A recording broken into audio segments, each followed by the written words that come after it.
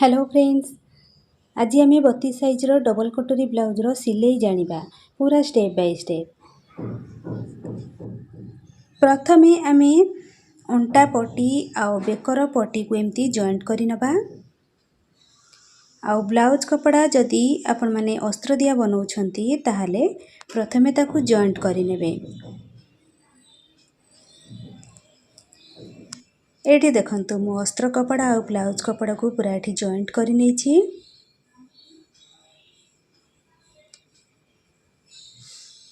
प्रथमे आमे back part रो सिलाई करिबा।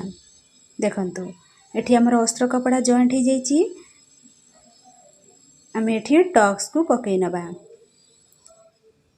ए जो अंटार प्लेट अछि ताकू आमे हाफ इंच रो एमती फोल्ड करिकरी एमती सिलाई करिबा।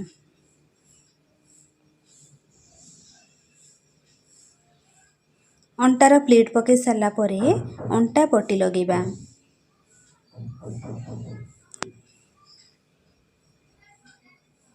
यही अंटा पट्टीर चौड़ाटा 1 इंची किंबा 1.5 इंची रो पट्टी नहीं पारिबे। एमती गोटे सिलाई पकेबे। तापरे ए पट्टी को सीधा कर साला परे यही पट्टी ऊपरे आ गोटे एमती चैप सिलाई पकेबे। तापरे ए पट्टी को एमती फोल्ड करिकरी हेमिंग करि पारिबे, नहले मशीन सिलाई भी पकई पारिबे।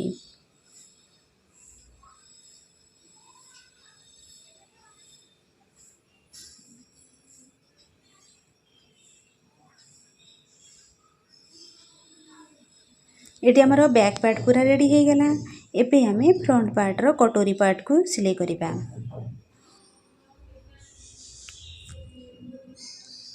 दुईटा जाक कटोरी को एमती सामना सामनी करके रखिबे। गोटे पार्ट ऊपरे आ गोटे पार्ट को एमती साइज करके रखिबे। एठी हमें हाफ इंची किंबा हाफ इंच रो टिके कम नहीं गिरी एमती कटोरी रो शेपटा हमर जेमती अछि सेमती हमें सिलाई पकेबा। एथिरे सब बेले डबल सिलाई ही पकेबा।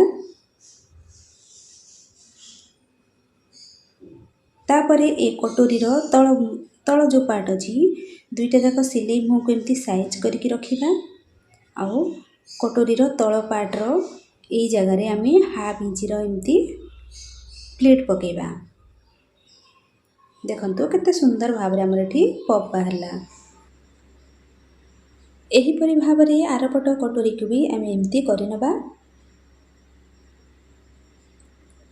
एबे देखंतु आमे कटोरी पार्ट को एस पट्टी सहित आमे जॉइंट करिबा। जॉइंट करबा पूर्वरु थरे एमती चेक करिबा। जदि हमर एठी एस पट्टी टिके बड़ हो जाउथिबो ताहाले तळ पट साइड रे एमती कटिंग करि नेबे। तो एठी हमर दुईटा जाक पार्ट पूरा समान अछि। एबे आमे याकू सिलाई करि नबा। हाफ इंच रो मार्जिन रखिकी एमती सिलाई करिबा।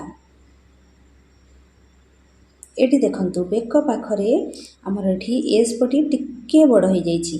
तो किछि असुविधा नहीं, आमे बेकर शेपटा आउथरे जते बळे मार्क करिबा से टाइम रे हमर कटिंग रे पळेबो।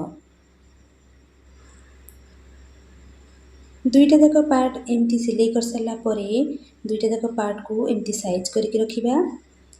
बेकर शेपटा आमे आउथरे मेजरमेंट नेकिरी शेप दबा। बेकर लंबा जति थिबो आमे हाफ इंची बढ़ेइकरी एमती मार्क करके बेकर आकार को आउथरे एमती साइज करनबा।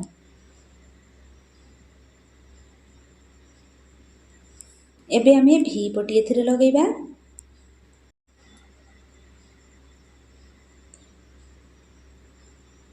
देखंतु भी पट्टी को एमती लगे पारिबे, नहले भी पट्टी को हाफ इंच रो फोल्ड करके कटोरी पार्ट ऊपर रखिकी भी सिलाई करि पारिबे।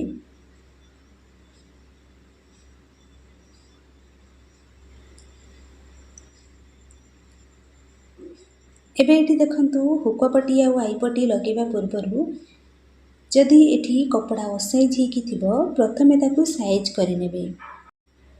एमती साइज कर सारला परे एथिरे आमे हुक पट्टी आ आई पट्टी लगेबा।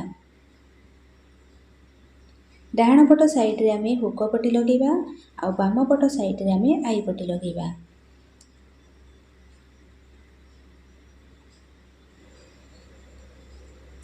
एबे आमे बैक पार्ट को नेकरी कांध जोड़ी नबा।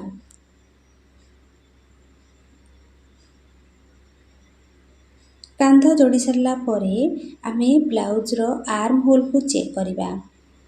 ଦେଖନ୍ତୁ ବ୍ଲାଉଜକୁ ଏମିତି ସିଧା କରିକି ସାଇଜ୍ କରିକି ରଖିବା। ଆର୍ମ ହୋଲ୍ ସାଇଡ଼୍ରେ ଯଦି କପଡ଼ା ଅସାଇଜ୍ ହେଇକି ଥିବ ତାକୁ ସାଇଜ୍ କରି ନେବା। ଦେଖନ୍ତୁ କେତେ କପଡ଼ା ଆମର ଏଠି ଅସାଇଜ୍ ଅଛି, ତାକୁ ଆମେ ସାଇଜ୍ କରିକି ଏମିତି କଟିଂ କରିନେବା। ଦେଖନ୍ତୁ ଭି ପଟିର ଲମ୍ବାଟା ମୁଁ କଟିଂ କଲା ଟାଇମ୍ରେ ଅଧିକା ରଖିଥିଲି, କାହିଁକି ନା ଏଥିରେ ମୁଁ ଅଣ୍ଟା ପଟି ନ ଲଗେଇକି ଏହି କପଡ଼ାକୁ ହିଁ ଫୋଲ୍ଡ କରିନେବି।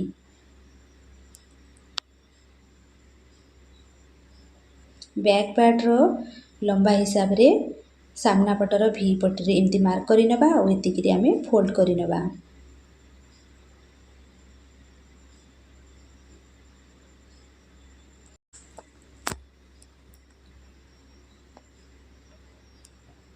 ଏବେ ଆମେ ବେକରେ ପଟି ଲଗାଇବା।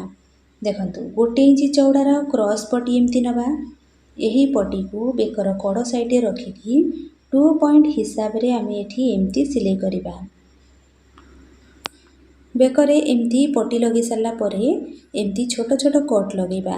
ସିଲେଇଠୁ ଛାଡ଼ିକିରି ଏମିତି କଟ୍ ଲଗାଇ ନେବା।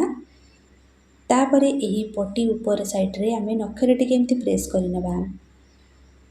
ଆଉ ଏଇ ପଟିକୁ ଏମିତି ଫୋଲ୍ଡ କରିକିରି ଏହି ପଟି ଉପରେ ହିଁ ଆମେ ଆଉ ଗୋଟେ ସିଲେଇ ପକାଇବା। ତାପରେ ଏ ପଟିକୁ ଆମେ ହେମିଂ କରିନେବା। ଏବେ ଆମେ ହାତ ଲଗାଇବା। ଦେଖନ୍ତୁ ଦୁଇଟା ଯାକ ହାତକୁ ଏମିତି ସାଇଜ୍ କରିକି ରଖିବା। ଆମେ ଏଠି ମାର୍କ କରିପାରିବା କେଉଁଟା ଆମର ବାମ ପଟ ସାଇଡ଼୍ ଆଉ କେଉଁଟା ଆମର ଡାହାଣ ପଟ ସାଇଡ଼୍। ଏମିତି ମାର୍କ କରିନେବା। ଯେଉଁ ପଟ ହାତ ଲଗାଇବା ସେଇ ପଟ ସାଇଡ଼୍କୁ ନେବା। କାନ୍ଧର ସିଲେଇ ଭାଗ ଉପରେ ହାତର ମିଡ଼ିଲ୍ ଭାଗକୁ ଏମିତି ରଖିକି ଏଉଠୁ ସିଲେଇ ଆମେ ଷ୍ଟାର୍ଟ କରିବା। 1/2 ଇଞ୍ଚର ମାର୍ଜିନ୍ ରଖିକି ଏମିତି ଆମେ ସିଲେଇ କରିନେବା।